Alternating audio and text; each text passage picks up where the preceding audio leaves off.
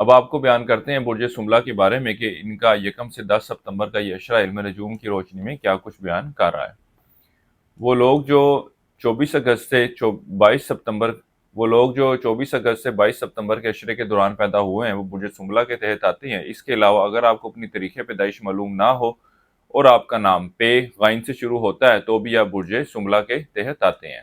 اس اشرے کے دوران برج سملہ والے کچھ تنگ ذہنیت کا کچھ تنگ نیت کا مظاہرہ کرتے نظر آتے ہیں۔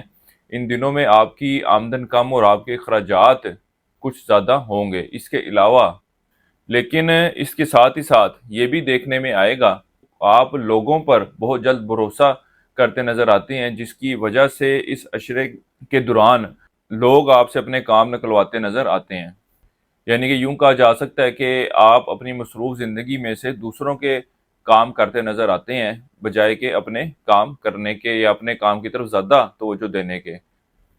اس کے علاوہ ان کے ذائچے پہ روشنی ڈالی جائے تو شمس ان کے تالے میں موجود ہوگا اور عطارد آپ کے 12ویں گھر میں اور قمر بھی یہاں ہی مقیم ہوگا اور یہ برج اسد میں موجود ہیں۔ اس کے علاوہ زورہ جو ہے وہ آپ کے خانہ مال میں اور زحل جو ہے وہ آپ کے 7ویں گھر میں موجود۔ اس عشرے میں آپ کو مالی معاملات میں کچھ اونچ نیچ کا سامنا رہے گا۔ ان دنوں میں آپ کو آنکھوں کے اور ہائی بلڈ پریشر کے امراض کا سامنا کرنا پڑ سکتا ہے۔ اس کے ساتھ ہی ساتھ اس عشرے کی 5 تاریخ کے بعد کا وقت آپ کو اپنی خواہشات کی تکمیل کے حوالے سے بہت زیادہ جدوجہد کرتے نظر آتے ہیں، لیکن آپ کی گئی کوششوں کے کوئی خاطر خواہ نتائج آتے نظر نہیں آ رہے۔ اس کے علاوہ اس عشرے کا وقت آپ کے اپنے دوستوں کے ساتھ تعلقات میں بھی خرابی کو ظاہر کر رہا ہے اور اس وقت کے دوران آپ کی ان سے وابستہ خواہشات بھی پوری ہوتی نظر نہیں آتی۔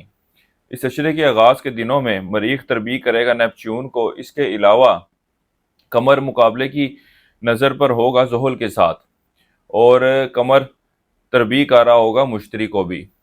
ان دنوں میں کاروباری معاملات کو اور کاروباری صورتحال کے حوالے سے کوئی خوش آئین خبر لے کر نہیں آ رہا۔ یہ وقت کاروباری معاملات کے حوالے سے مشکلات کو ظاہر کر رہا ہے، لیکن اس عشرے کی 5 تاریخ کے بعد کاروباری معاملات میں کچھ بہتری یا یوں کہا جائے کہ مشکلات میں کچھ کمی دیکھنے میں آئے گی اور ان لوگوں کے پاس ایک اچھا وقت ہوگا۔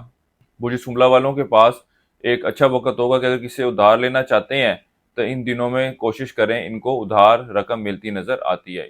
وہ لوگ جو اندرون سفر کا ارادہ رکھتے ہیں ان کو چاہیے کہ اس عشرے کی 8 سے 10 تاریخ کے دوران ان معاملات کو حتمی شکل دینے کی کوشش نہ کریں، کیونکہ ان کی گئی کوششوں کے کوئی خاطر خواہ نتائج نکلتے نظر نہیں آ رہے۔ نہ ہی ان دنوں میں سفر کرنا آپ کے لیے اتنا کوئی مناسب ثابت ہوگا۔ اس عشرے کے آخری ایام میں طالب علموں کی تعلیمی کارکردگی خاصی متاثر ہوتی نظر آ رہی ہے۔ آپ کا دھیان تعلیم کی بجائے دوسری ایکٹیویٹیز کی طرف زیادہ مرکوز رہے گا۔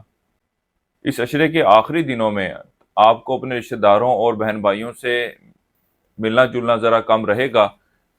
اس کے علاوہ برج سملہ والوں کا ذائچہ شراکتی معاملات کے حوالے سے بھی اتنا کوئی خوش آئین معاملات کو ظاہر نہیں کر رہا۔ یہ وقت آپ کے شراکتی معاملات شریک حیات کے ساتھ تعلقات میں اونچ نیچ کو ظاہر کر رہا ہے۔ وہ برج سملہ والے افراد جو عشق و محبت کے معاملات سے وابستہ ہیں، یہ وقت ان کے تعلقات میں خرابی کو ظاہر کر رہا ہے۔ اس کے علاوہ وہ لوگ جو گھر سے باہر کوئی افیئر وغیرہ چلا رہے ہیں، یہ وقت ان کے لیے بھی پریشانی کا باعث بن سکتا ہے، بلکہ یوں کہا جا سکتا ہے کہ یہ ایک ایسا وقت ہے کہ جس دوران آپ کا بھانڈا پھوٹنے کے قوی امکانات نظر آ رہے ہیں۔ اس کے علاوہ برج سملہ والوں کی ذائچے کی پوزیشن کچھ ایسی ہے کہ اس عشرے کے آخری ایام میں ان کو اپنے غصے پر قابو پانے کی ضرورت ہے، قابو رکھنے کی ضرورت ہے، کیونکہ یہ اپنے معاملات دوسروں کے ساتھ خراب کرتے نظر آتے ہیں۔ اس کے علاوہ اس عشرے کے یہ آخری 3 ایام آپ کو قرضہ لینے کے حوالے سے کی گئی کوششوں کی خاطر خواہ نتائج وقوع پذیر نہ ہوں گے۔ اگر آپ کوشش کرتے بھی ہیں تو ان دنوں میں آپ کو قرضہ ملتا نظر نہیں آتا۔ اس عرصے کے لیے ایک وظیفہ آپ کو بتا رہا ہوں، یا اللہ یا جامع ہو 3 تسمیہ آپ نے سی کرنی ہے روزانہ عشاء کی نماز کے بعد، اور اپنے معاملات میں بہتری کے لیے اللہ تعالیٰ سے دعا کریں۔ اس کے علاوہ حسب توفیق روٹی کا صدقہ کرتے رہیں۔